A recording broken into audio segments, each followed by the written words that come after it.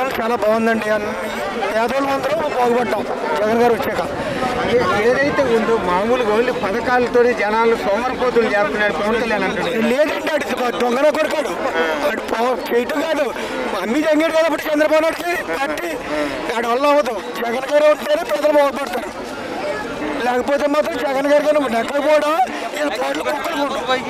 అది జగన్ గారు చేసి ఈ పథకాలన్నీ బాగున్నాయి. చేయూత కానీ, అమ్మఒడి కానీ, పింఛని 3000 కానీ. మొన్న పవన్ కళ్యాణ్ అంటుండగా ఏదైతే ఉందో ఓన్లీ నన్నంటే అభిమానంతో నా కాడికి వస్తారు, జగన్ కంటే డబ్బులు ఇస్తేనే వస్తారు.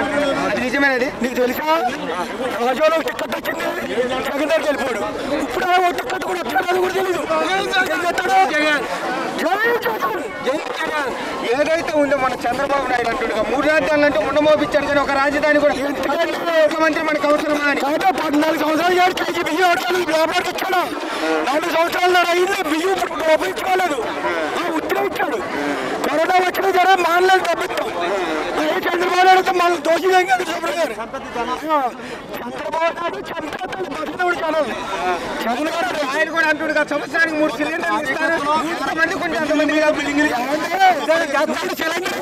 కనిపించిన ఓటు కూడా ఏమి కూడా సిలిండర్లు అసలు ఎవడండి జగన్ గారు అవ్వాలి. జగన్ గారు వచ్చి ఎవరైనా ఇచ్చాడా? లైన్లో ఉండేవాళ్ళు 2 రోజులు ఎవరైనా ఇది ఓన్లీ వైసీపీ వాళ్ళకి తప్పితే బయట వాళ్ళకి ఎవరికి పథకాలు రావట్లేదని పవన్ కళ్యాణ్ దొంగలో పెడతాడు వస్తారా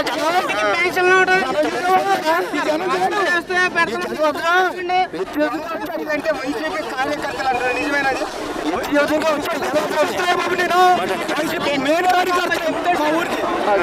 మా ఊరు అందరూ సుఖంగా వాడుతామని చెప్తాడు. వాళ్ళందరూ వైసీపీ వాళ్ళు ఎందుకు అవుతారండి? చెప్పారండి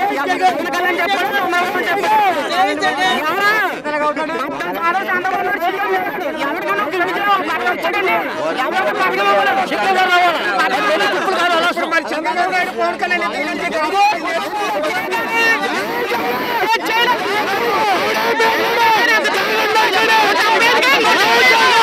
వాలంటీ కార్యకర్త మంత్రి నాకు కావాలంట, అంతేగాని వాలంటీ కార్యకర్త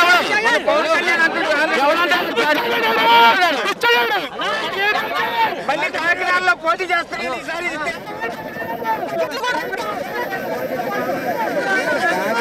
కాదు పవన్ కళ్యాణ్ గారు ఎక్కడ పోటీ చేసినా ఎక్కడ ఎందుకంటే తనకు చిత్తశుద్ధి లేదు ఎప్పుడు. అర్థమైందా? ఎందుకంటే అసలు ఎవరినో ఓడించడానికి పార్టీ పెట్టుకోండి, తనకి వెళ్ళడానికి తను గెలవాలని ఎవరినో ఓడింతాను, ఆడిని ఓడింతాను, వీళ్ళు ఓడింతాను అని చెప్పదు. తనకు దమ్ము ఉంటే పవన్ కళ్యాణ్ గారికి తను గెలిచి చూపించమని. ఎక్కడ 2 సార్లు 2 దిక్కులు పోటీ చేశాడు, ఓడిపోయాడు. 2 దిక్కుల్లో ఓడిపోయాడు. ఇప్పుడు జగన్మోహన్ రెడ్డిని 2019లో సీఎం అవ్వలేదన్నాడు. సీఎం అయ్యాడు కదా, ఓడితే కాదు. ముందు ఆయన పవన్ కళ్యాణ్ గారిని బాబు ఎవరిని ఓడించద్దు. ఏదైతే పథకాలతోనే జనాలు మధ్య పెడుతుంది, ఏ అభివృద్ధి ఏమి పథకాలు మభ్య పెడుతున్నారని ఏదో చెప్తున్నారు. కానీ మరి అదే పథకాలు ఎవరు చంద్రబాబు నాయుడు ఎందుకు పెడతానని చెప్తున్నాడు. మొన్నటిదాకా జగన్ గారు పథకాల వల్ల ఇది శ్రీలంక అయిపోతుంది అన్నారు. ఇప్పుడు అదే పథకాలు ప్రకటిస్తే ఇది అమెరికా అయిపోద్దా? ఈ రాష్ట్రం అమెరికా రాష్ట్రం అవ్వదు కదా సార్. పవన్ కళ్యాణ్ గారు కానీ చంద్రబాబు నాయుడు గారు కానీ ఏమైనా చంద్రబాబు నాయుడు గారు ఆ పథకాల గురించి మాట్లాడకూడదు. అర్థమైందా? ఎందుకంటే ఆయన పథకాలు ప్రకటించుకున్నా ఉంటే ఆయన మేనిఫెస్టోలో ఆ పథకాల గురించి మాట్లాడితే ఒక అర్థం ఉంది. ఆయనే నేను ఇస్తాను, అమ్మఒడి నమ్మ ఇంకో బొమ్మ ఇంకా పెట్టి ఆయన ఇస్తానంటే ఇంక ఈ పథకాలు తప్పుడు పథకాలు ఎలాగవుతాయి సార్? అవ్వవు కదా. పవన్ కళ్యాణ్కి సిగ్గు లేదు, అర్థమైందా? నీతి లేనోడు.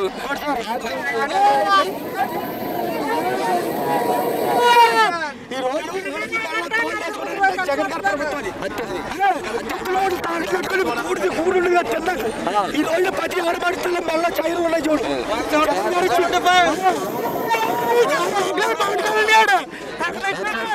పేదవర్గానికి వాళ్ళు పని అవుతుంది సార్. అర్థమైందా? ఎవరో పేదలకి ఏ రోజు ఎవరో డబ్బులు ఇవ్వలేని పరిస్థితి.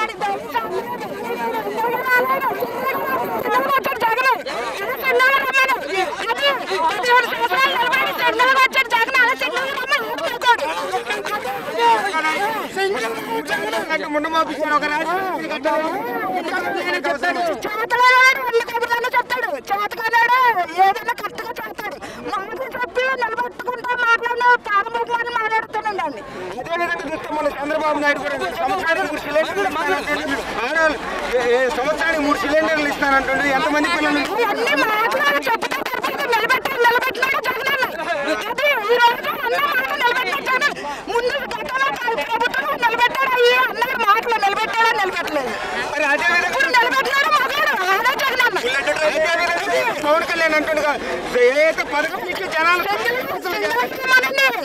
మందిని అంటేసుకుని సాలేగా 10 మందిని అంటేసుకుని 10 మంది కలిసి వస్తున్నారు. అది మగదానం కాదు.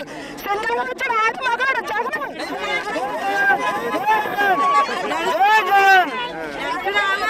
కంటి ప్రాబ్లం ఉంది నాకు. నేను ప్రత్యేకంగా హ్యాండిక్యాప్ని, కానీ కొంచెం కంటి ప్రాబ్లం.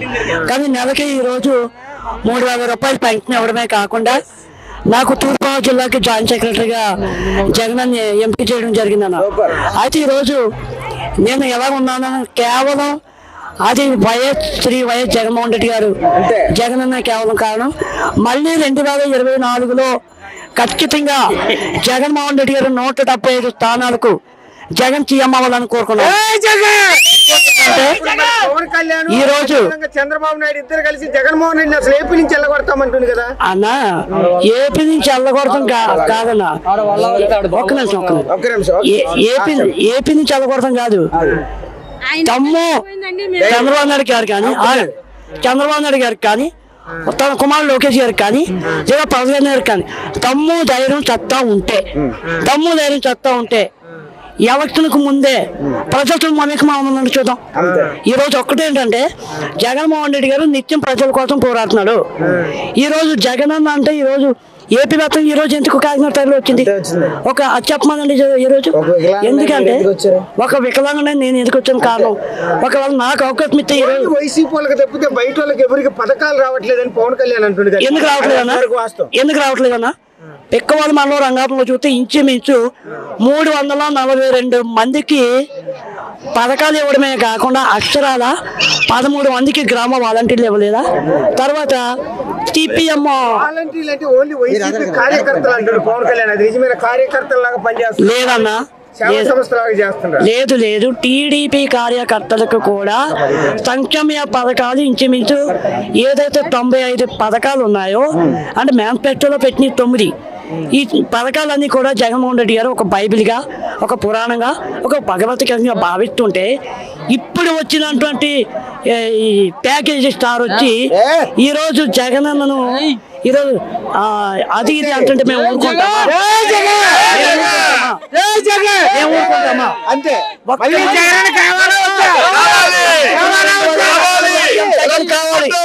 జగనే మా అన్న, జగనే మా సీఎం, జగనే మా సీఎం.